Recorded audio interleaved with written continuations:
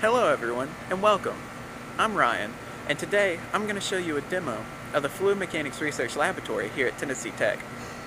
We are located in East Stadium, here at room 219. Today we're going to go through a few of the pieces of equipment that we have here at the lab. We have a wind tunnel, we have a traverse system, and we also have a constant temperature anemometer, which reads all of the data points and stuff of that nature. But I'll get into that whenever we get farther into the actual demo. I'm also going to point out that today I'm using a 360-degree camera, so at any given time, if you want, and you're on a laptop or a desktop computer, you can scroll using your mouse to look at any part of the lab that you would like. If you're on a mobile device, you of course can use your finger to scroll around. But let's get on in there.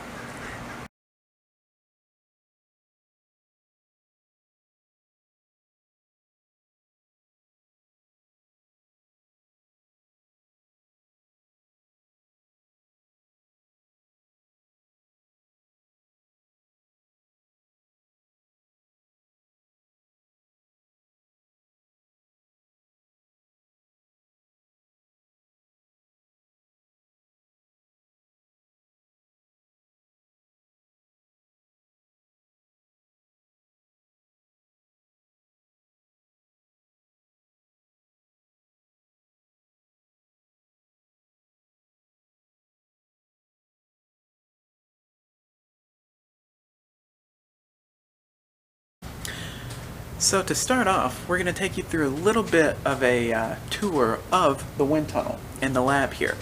So to start off, we have the outlet here at the back of the wind tunnel, and we can move forward until we get to the fan. This is what pulls the air through the outlet from the inlet and what creates our actual wind tunnel effect and pulls the wind through where we can test inside the test section. We then move on this way. We have our computers that are used to run the tests, collect data, run the traverse system, everything of that sort. We then have the test section, which of course is where the tests are conducted. We move on down, we have the development region of the test section, or of the wind tunnel, which of course develops the flow into what we study. And finally, once we get to the very end, we have the inlet of the wind tunnel. This particular inlet has a honeycomb shaped flow straightener on it, which helps to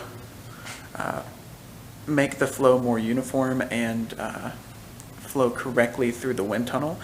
Without this, we could see quite a few different vortices and stuff of that nature that could occur throughout the development region, and they might not even flow and straighten out by the time they make it to the test section. So this is the setup that we have.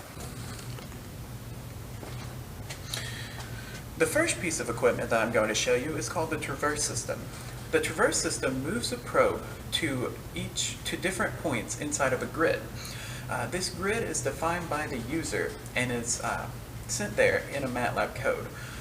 This MATLAB code moves the probe to each particular point that the user defines based on the distance in between each point and the time that is needed at each point to collect data. I'm now going to run the traverse system.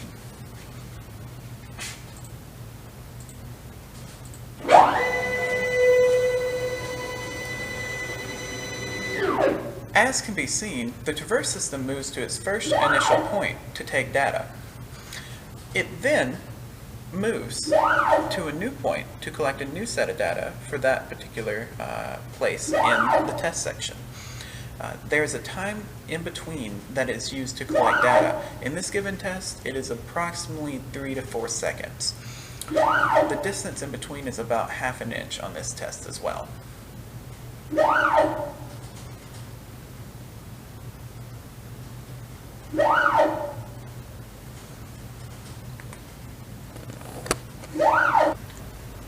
The next piece of equipment that we're going to talk about is the IFA 300 constant temperature anemometer. This particular machine right here collects all of the data that we run here at the wind tunnel. It does that through a probe, which we can see over here, that is a hot wire probe This probe has a very, very, very thin wire at the end of the probe that reads the temperature inside of the test section at any given time through each test and correlates that to a velocity. With this probe, we can take upwards of 850,000 data points per second, and then we can average all of these together to make one specific velocity at each point. So the next part to talk about is the experimental setup. Of course, the reasoning for having a wind tunnel of this size is to conduct meaningful research into the fields of fluid mechanics and renewable energy.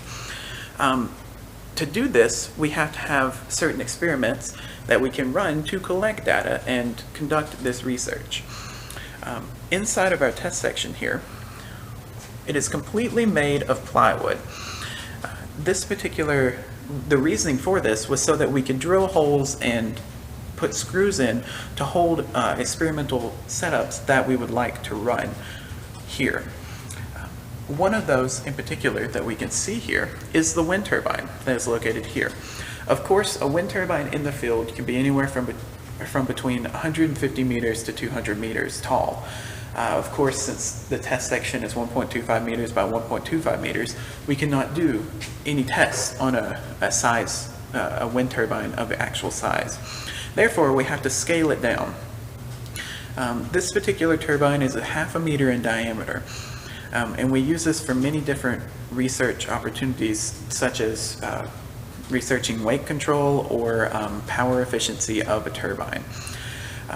We can put pretty much any size of experimental setup between the size of 1.25 meters and 1.25 meters into this test section and test it. We can test fins, we can test wings, we can test pretty much anything that might need to be tested in a wind tunnel.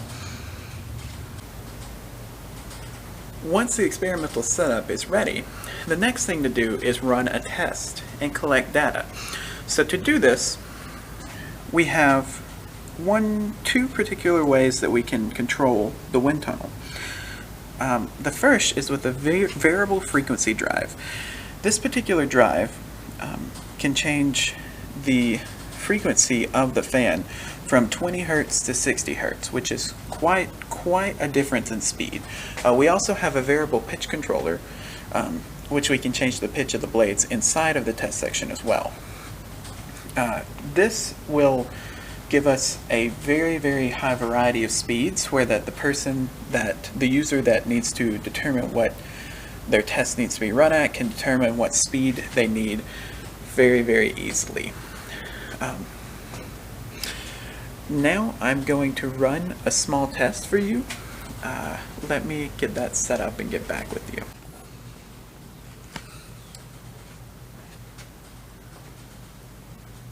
We are now ready to start a test. I'm going to turn on the wind tunnel now.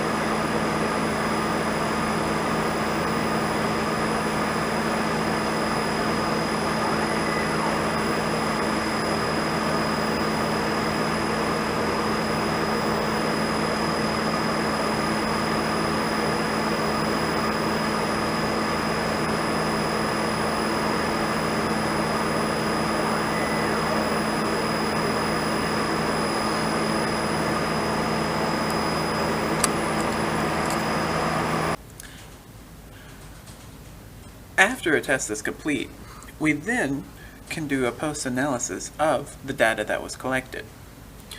If you look at the computer screen here, you can see the piece of software that runs the constant temperature anemometer has a post-analysis page or tab where it will run and analyze each of the files of data that was collected and send them to a text file with all of the velocities of each point in that. We can then go to a MATLAB file that reads in each of those text files, averages them together, or averages each value in each text file together to make an average value of that particular point. These are then placed in an Excel file where we can plot them with a velocity contour. This velocity contour is made of the wind turbine inside of the wind tunnel.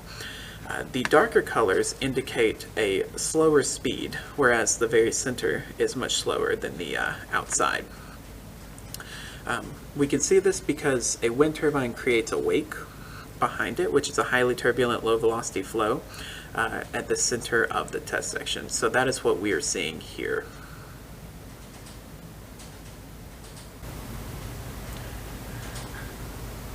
Hopefully this small demo of the Fluid Mechanics Research Laboratory here at Tennessee Tech has helped you. We've shown you a little bit about what our lab is about here, including the wind tunnel, the traverse system, and the constant temperature anemometer, and also showed you a little bit about how we take data measurements. Thank you for coming along, and we hope that you have had a good time and learned a little bit about our lab. Thank you.